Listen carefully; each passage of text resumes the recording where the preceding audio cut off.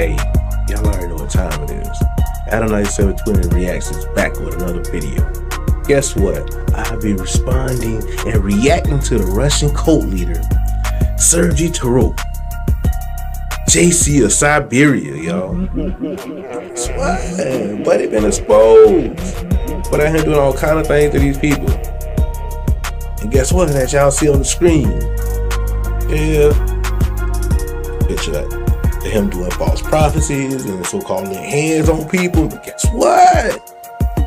Y'all can hear all the crazy stuff. I ain't gonna hold y'all with all the talking. We can get into this, y'all. Y'all rip off this. Cult leader who claimed to be the reincarnation of Jesus Christ has been sentenced to 12 years in prison. Sergei Torop, known to his followers as VISSARION, was found guilty of harming the mental and physical health of his followers and exploiting them financially. The verdict marks the end of a decades-long investigation into one of Russia's most controversial religious movements.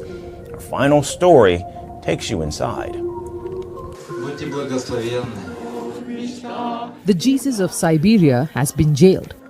A self-proclaimed messiah who founded a religious cult in the remote Russian wilderness has been sentenced to 12 years in a maximum security prison for systematically exploiting and harming his followers over nearly 3 decades. 64-year-old Sergei Torop, once a traffic officer, reinvented himself in the early 1990s as a VISSARION. Let's go ahead and pause on it. Let's get to Deuteronomy chapter 13, verse 2.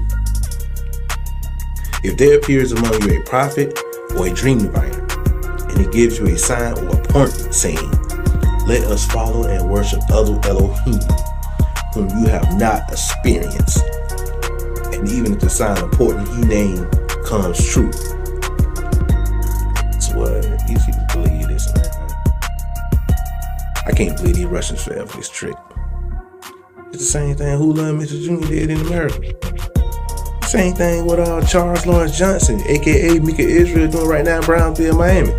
Doing the same thing this dude did. And guess what? These dudes been getting exposed back to back. Come on, all these little false cults, they getting revealed. Guess what? We got it first right here. Claiming to be the reincarnation of Jesus Christ. In the chaos of post-Soviet Russia, as old ideologies collapsed and poverty surged, Torop's apocalyptic sermons found fertile ground. He founded the Church of the Last Testament in 1991, the same year the Soviet Union fell, and began building a following in Krasnoyarsk region of Siberia. With flowing robes, a long beard, and shoulder-length hair, VISSARION projected the image of a spiritual guide. He established a secluded commune called the Abode of Dawn, also referred to as Sun City, where some 300 of his most loyal devotees lived in a near-total isolation following strict rules. Meat, alcohol, smoking, swearing, and money were forbidden. Followers intoned prayers in his honor, while females were reportedly educated as future brides for worthy men. This was shown in a documentary in 2017. But beneath the spiritual facade, Russian authorities say Torop ran a coercive operation. One that inflicted psychological trauma, financial ruin, and physical harm on his flock. On July 30, a court in the Siberian city of Novosibirsk convicted Torop and 2 of his top aides of causing grievous bodily harm, violating civil rights, and psychological manipulation of their followers.